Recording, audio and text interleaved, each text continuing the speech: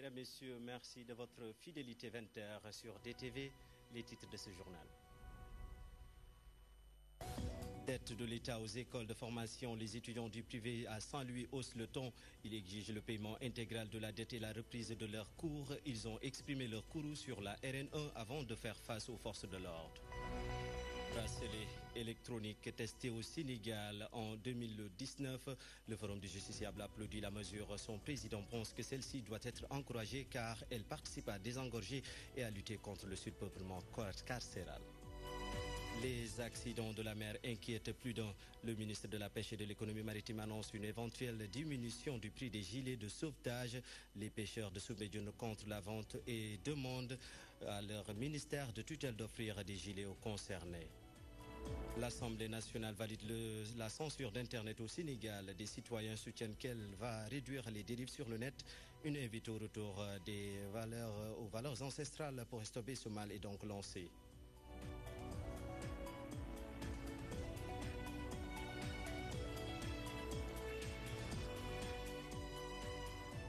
À Saint-Louis du Sénégal, les étudiants orientés par l'État dans le privé crient leur ras-le-bol. Ils ont initié une marche dans les rues de la vieille ville. Ces étudiants protestent contre le non-paiement de la dette de l'État aux universités privées. Ils ont aussi bloqué la route nationale numéro 1 en brûlant des pneus avant d'être dispersés par les forces de l'ordre. Vous avez sûrement suivi l'élément dans notre précédente édition et nous allons y revenir. Développement de la microfinance islamique au Sénégal. L'État du Sénégal s'engage à faire de l'accès au financement une réalité avec la matérialisation du programme Promise. Une enveloppe de 47 milliards de francs CFA a été mise sur la table. Ainsi, un objectif de 25 000 emplois et une création de 50 000 micro-entreprises est fixée par les autorités étatiques. Voici quelques réactions au micro de Raymond Yanga. Il a ouvert les portes du Sénégal à la microfinance, à la finance islamique en général et à la microfinance islamique en particulier. Alors, dans cette optique-là, de booster la création d'emplois, la pérennisation aussi de certains emplois, parce que la microfinance n'a pas que pour vocation de créer de nouveaux emplois, mais aussi de pérenniser des micro et petites entreprises qui sont la source bienveillante pour sortir les populations de la précarité. Alors l'objectif du programme est, au bout de 5 ans, d'au moins d'inclure 1 million de personnes dans le milieu de l'emploi, par la création d'emplois, par le développement et la pérennisation de certains emplois. Avec un montant de 47,8 milliards de francs CFA, nous devrions pouvoir créer 50 000 micro-entreprises et créer près de 25 000 emplois. C'est une réalité parce qu'il s'agit aujourd'hui, à travers ces financements, de créer une chaîne de valeur et cela permettrait d'améliorer de façon substantielle, de façon durable et de façon pérenne surtout, le revenu des populations. Et voilà en substance aujourd'hui les raisons de cet atelier qui lance en quelque sorte la feuille de route sur la compréhension de façon globale de ce programme. Et ce faisant, je crois qu'avec les partenaires ici présents, le premier décaissement devrait survenir au courant du mois de janvier et ce sera au plus grand bénéfice des populations. Arnaque sur les services financiers, la BCEAO lance la croisade. Une batterie de mesures est envisagée pour dissuader les faussaires à travers la semaine de l'inclusion financière, clôturée ce samedi par une randonnée pédestre. Une invite à plus de prudence est lancée par les autorités aux citoyens. Mansour Sow. jaare ci lii di sport ngir fexe rek ba askan wi xam seen àq ak seen yelleef rawatina nag lépp lu jëm ci wàllum jëfandukaay lii di ay banque ak ay services financiers banque centrale jaare ci yoon woowu rek ngir fexe ba askan wi di tàggatu waaye tamit. Nous nous excusons, c'est la version Wolof et nous allons y revenir peut-être même avant la fin de cette édition. Code des télécommunications électroniques au Sénégal. Les députés valident la censure d'Internet au Sénégal, mais en attendant sa promulgation, des Sénégalais s'y prononcent. De saluent l'adoption de cette loi et pensent qu'elle va réduire sur le net. Pour d'autres, les citoyens doivent tout simplement revoir leurs copies et retourner aux valeurs ancestrales pour stopper ce mal, n'est-ce pas, Ndayaram Diouf? Les dérives notées sur les réseaux sociaux comme WhatsApp, Viber, entre autres, sont à l'origine de ce nouveau projet de loi sur les télécoms. Selon ce citoyen, cette loi ne devrait pas être appliquée dans un pays démocratique comme le Sénégal. Je suis pas totalement d'accord avec sa loi parce qu'on est dans un pays libre. Chacun peut faire tout ce qu'il veut, donc la profession qu'il veut. Donc, mais les lois aussi sont là pour empêcher les gens de faire plus d'injustice aux gens. Selon Mme Ndiaye, l'utilisation de ce service devrait obéir à un certain nombre de critères pour éviter certains problèmes. En ce qui concerne les réseaux sociaux, il y a une nouvelle loi qui vient d'être promulguée. Et c'est vraiment bien de pouvoir réglementer, de pouvoir voir ce qui se passe sur les réseaux sociaux, sur Internet. Mais aussi, j'aimerais que nos gouvernants puissent vraiment mesurer l'application de cette loi-là et voir aussi les décrets d'application. Nous sommes un pays vraiment très avancé en matière de liberté d'expression. Il ne faudrait pas qu'aujourd'hui on retourne en arrière ou on recule par rapport à cette liberté d'expression-là que les gens ont. Étant un réseau de communication mondiale accessible au public, chacun a ses raisons d'utiliser l'Internet. J'utilise WhatsApp et Facebook et je suis que dans les groupes où l'on ne parle que des femmes voilées. Je ne m'intéresse qu'aux choses utiles sur les réseaux sociaux. Les réseaux sociaux à l'image de WhatsApp constituent une avancée notoire dans les communications. Cependant, force est aujourd'hui de constater que ce réseau social est souvent à l'origine de nombreux problèmes. Ces dégâts, les accidents dénombrés au niveau des côtes font des victimes une situation qui pousse le ministre de la Pêche et de l'économie maritime, Omar Gueye, a annoncé la décision de subventionner les gilets de sauvetage des pêcheurs. Mais à Soumbédioune, les concernés ne sont pas en phase avec Omar Gueye. Ils soutiennent que ces outils de sécurité ne doivent en aucun cas être vendus, n'est-ce pas, Adam Habité? Pour la prise en charge de la sécurité des pêcheurs, le ministre de la Pêche et de l'économie maritime a tenu à subventionner les gilets de sauvetage à hauteur de 2500 francs. Une initiative qui ne trouve pas l'adhésion de tous les pêcheurs trouvés à Soumbédioune. Selon eux, les gilets devraient être gratuits. Le gouvernement, s'il voulait vraiment nous aider, il ne devait pas nous vendre les gilets. Je pense qu'il devait nous les offrir, sachant que c'est pour notre sécurité. Cela nous permet même de trouver les victimes en cas d'accident.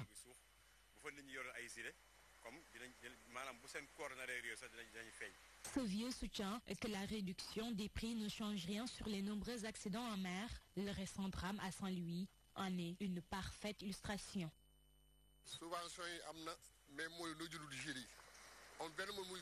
Même s'il a subventionné les gilets, mais c'est dommage puisque ces pêcheurs ne l'achètent jamais. Le problème est qu'ils n'ont pas l'habitude de porter des gilets.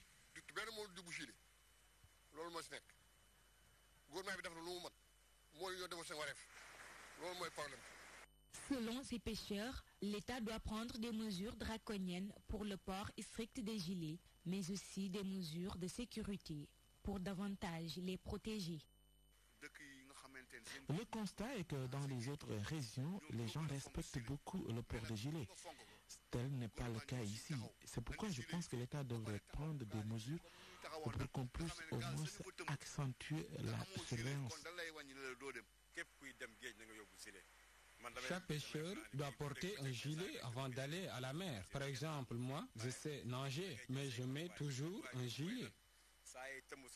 La recrudescence des accidents en mer, un fait qui peut impacter négativement sur le secteur de la pêche. Par ailleurs, le port des gilets de sauvetage devrait être une exigence pour tout pêcheur pour éviter les accidents maritimes. La période de fraîcheur s'annonce. De nombreuses maladies hautement sensibles au changement climatique deviennent de plus en plus nombreuses. Pour les éviter et mieux les combattre, je vous propose de suivre ces quelques conseils dans ce reportage signé Nombeba.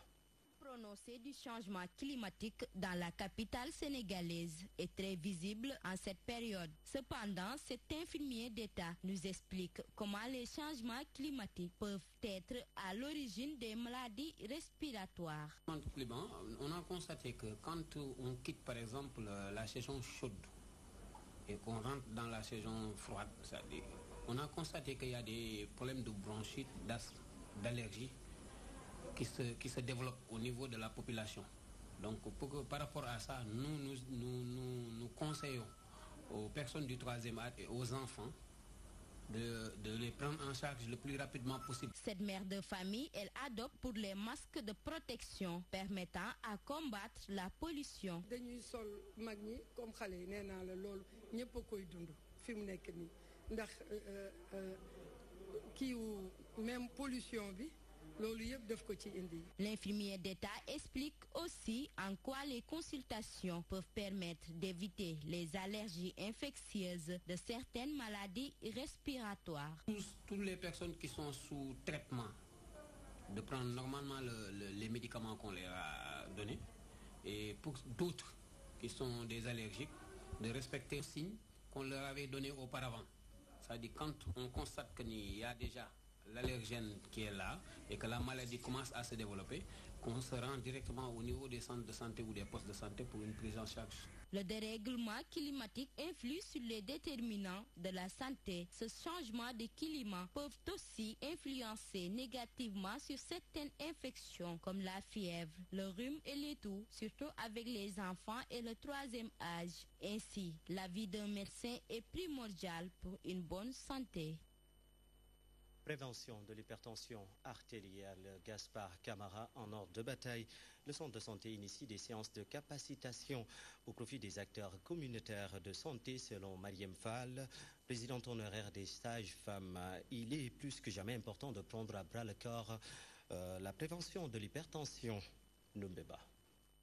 Nous sommes là dans le cadre d'un projet qui aide le ministère de la Santé pour la prise en charge de l'hypertension artérielle.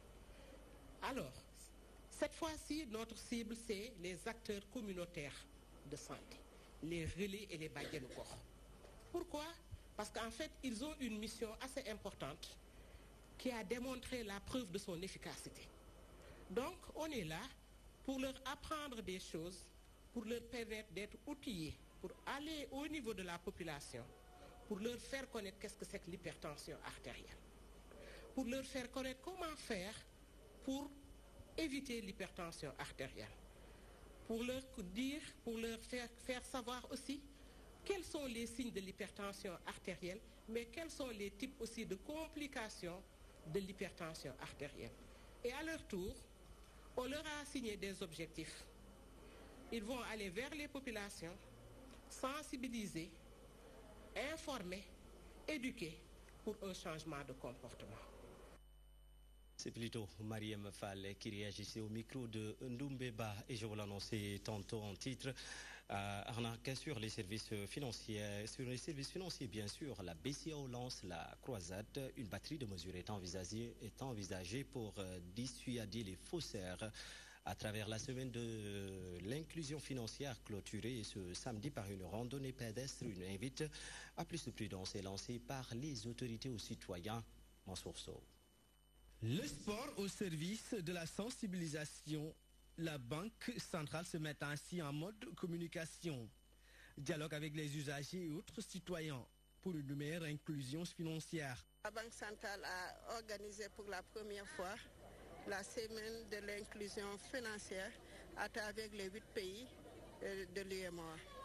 Pour le Sénégal, nous avons estimé qu'une inclusion financière, une inclusion sociale doit se faire dans des bonnes conditions de santé et pour pouvoir partager également avec la population nos messages, nous avons pensé que l'une des meilleures méthodes était d'organiser une randonnée pédestre qui va nous permettre d'échanger avec la population, de rapprocher les acteurs du secteur financier avec les usagers. Ces usagers sont souvent lésés dans leurs droits.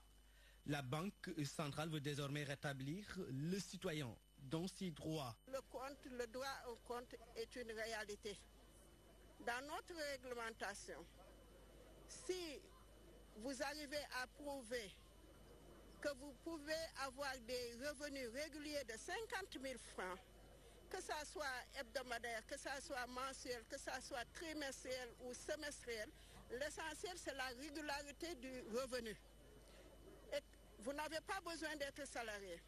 Vous avez droit à un compte bancaire. La première banque ne vous ouvre pas de compte, la deuxième non plus, la troisième, vous avez le droit de venir à la Banque centrale, faire votre réclamation et la Banque centrale va obliger l'une de ces trois banques à vous ouvrir un compte. La finance digitale est devenue aujourd'hui et sans contestation la nouvelle révolution dans les services financiers.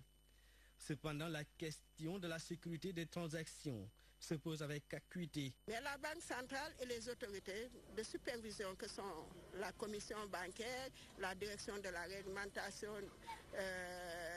et de suivi des SFD et la Banque centrale sont là pour veiller à la sécurité. Même la RTP, à un certain moment, il y a une réglementation par rapport aux opérateurs de télécom. C'est pour dire que vraiment toutes les autorités de régulation sont là pour chacune, en ce qui la concerne, essayer vraiment d'assurer la sécurité parce que pour pouvoir exercer, il faut donner un agrément. Inclusion financière vise à faciliter l'accès des populations aux services financiers. En d'autres termes, cela signifie que chaque citoyen a droit à un compte, que ce soit dans les banques ou les services financiers décentralisés. Et puis parlons de la célébration des 100 ans de la faculté de médecine, de pharmacie et d'odontologie de l'université Cheikh Anta Diop de Dakar. Pharmacologie, j'y arrive, et la médecine traditionnelle s'invite aux échanges. Les participants à la première conférence internationale sur la question ont réfléchi sur la capacité des plantes à répondre aux défis de la santé. Ceci dans le but d'augmenter l'usage des plantes dans nos cuisines pour avoir une alimentation beaucoup plus saine, nous dit Ndeye Fatim Lo. Pour cette première conférence internationale sur le potentiel de l'ethnopharmacologie et celui de la médecine traditionnelle, l'accent est mis sur les ingrédients nutraceutiques, c'est-à-dire ceux qu'on peut tirer des plantes pour qu'ils soient incorporés dans l'alimentation, pour ainsi pallier aux carences dues à la consommation des produits industriels. Nous sommes de plus en plus urbanisés. Les Diola n'ont plus accès au riz qu'ils cultivent traditionnellement. Les CR ne mangent plus le mil, le tchéré et le mboum traditionnel. Ils sont dans les fast-foods et autres.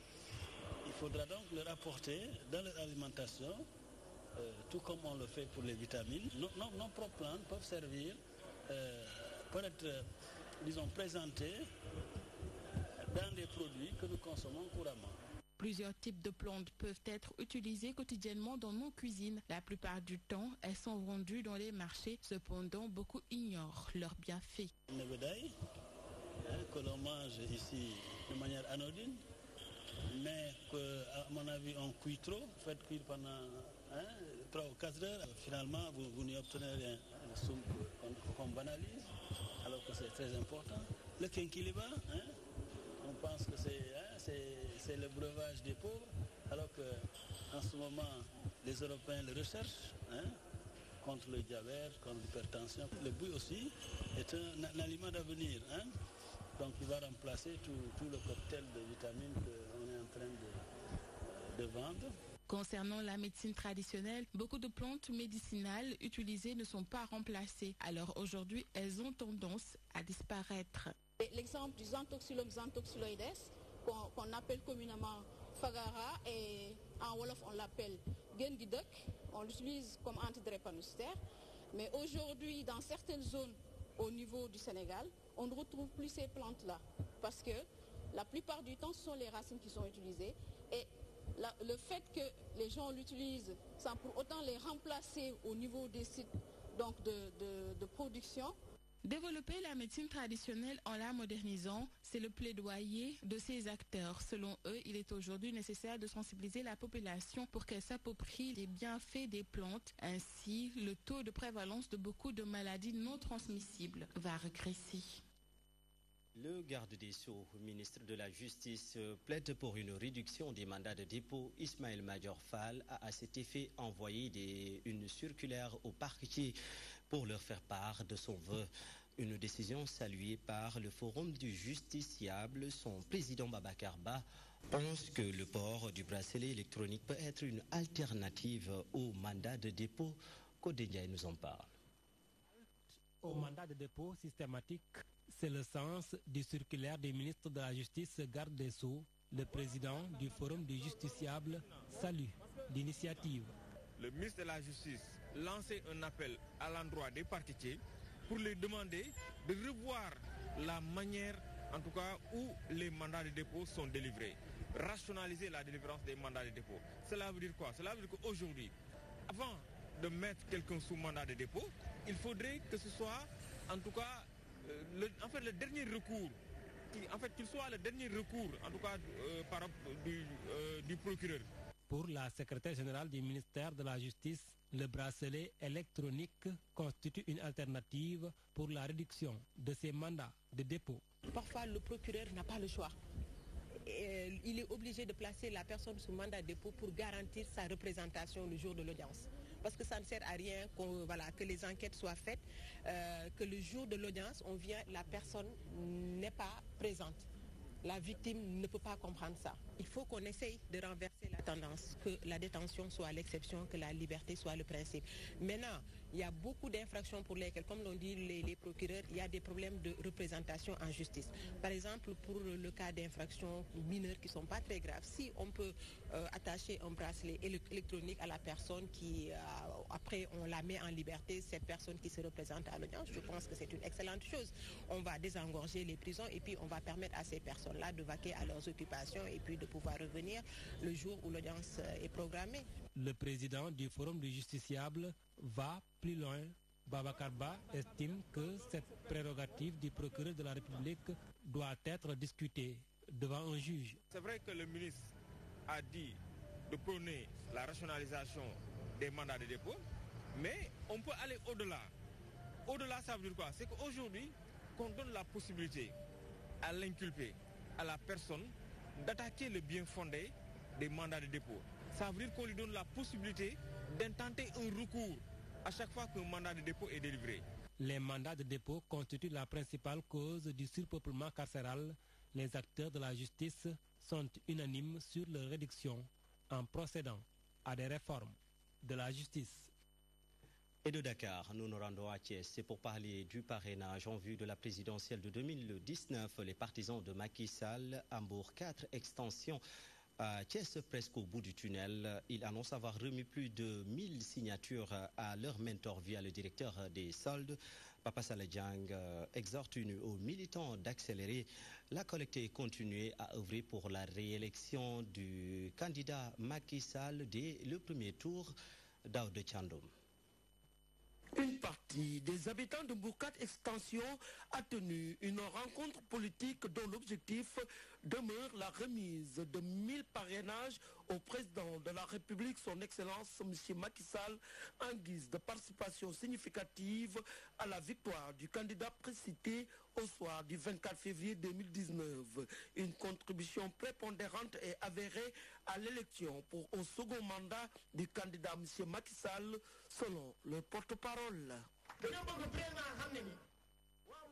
Nous voulons que le président de la République sache que nous, habitants de Mbour 4, à qui il avait promis de déclasser cette partie, aujourd'hui, nous avons collecté 1000 signatures pour le parrainage du candidat Macky Sall. Et si nous recevons nos lettres d'attribution avant les élections, nous y ajouterons 2500 voix pour lui permettre de remporter la victoire au soir du 24 février 2019. Venu présider cette rencontre, le directeur de la solde a reçu les 1000 parrains des mains de cette population de Bourkat Extension, suscitant sa satisfaction. Ainsi, il annonça à celle-ci que leur cité fait partie de ces sites déclassés au grand bonheur de ses habitants, avant de les inviter à continuer dans cette dynamique. Et vous annoncez à la suite de cette décision que cette zone a été déclassée. Et le déplacement redonne espoir à ces milliers d'habitants qui ont bien voulu soutenir le président de la République en lui offrant ici plus de 1000 parrainages. Je pense que c'est une décision qui relève du social conformément à la politique du président de la République qui est aujourd'hui en train de redonner le sourire à des millions de Sénégalais. Ces habitants de Bourkat Extension, saisissant l'opportunité, ont demandé au préfet le positionnement des lettres d'attribution concernant ce déclassement. Panique à Dakar, n'ayez pas peur, c'est l'intitulé du roman du professeur Mansour Khouma. L'auteur revient dans son ouvrage sur la destruction des plages provoquées par les produits chimiques des grandes industries. Selon lui, il invite les autorités compétentes à réagir face à cette situation, sinon la situation va dégénérer. Je vous propose de suivre Aïda Mendias. À travers ce livre Panique à Dakar, l'auteur Mansour Khouma alerte les autorités sur la destruction des plages, laquelle destruction est causée par les produits chimiques des grandes industries. Le danger que je veux mettre en relief, c'est non seulement l'asphyxie de la mer, c'est-à-dire l'asphyxie des animaux qui vivent dans la mer, l'asphyxie des algues, des plantes qui vivent dans la mer, et pour ne rien arranger, la pêche à la dynamite qui détruit aussi tout ce qui se trouve à proximité de l'impact de la pêche à la dynamite. Face aux nombreux dangers de la pollution marine, Mansour Khouma pense qu'il est temps d'agir le plus rapidement possible. J'attends des autorités qu'elles prennent leurs responsabilités et qu'elles assument, qu'elles mettent fin non seulement à la pêche à la dynamite, mais qu'elles prennent les dispositions pour déblayer les plages, nettoyer les plages, fermer les usines qui déversent leur saleté dans la mer. Et tout cela, il faut vraiment le faire et le faire à temps et le faire assez tôt pour que la mer puisse continuer à faire jouer sa fonction. Le ministre de l'Environnement, Mame Thierno Dieng, parrain de la cérémonie, honoré à travers ce diplôme, a rendu un vibrant hommage à son ancien professeur. L'illettré de demain ne sera pas celui qui ne saura pas lire, ce sera celui qui n'aura pas appris à apprendre. Monsieur Khouma, merci de m'avoir appris à apprendre. L'histoire n'est pas une narration. Il ne s'agit pas de répéter les faits. Il s'agit d'interpréter les faits pour comprendre le présent. Et l'histoire commence en 1969. Et cette histoire va traduire ce qui est la valeur d'un système de formation. C'est la vitalité, c'est-à-dire sa capacité à reproduire son mérite. Conscient des effets néfastes de la pollution marine sur l'environnement et le bien-être des personnes, l'auteur interpelle ainsi les autorités étatiques pour l'éradication de ce fléau, notamment le chef du département de l'environnement, le docteur Mame Thierno Dieng. Une note de sport avant de boucler la boucle. Coupe d'Afrique des Nations de football 2019, c'est désormais officiel. Le Cameroun ne va plus l'organiser. La CAF parle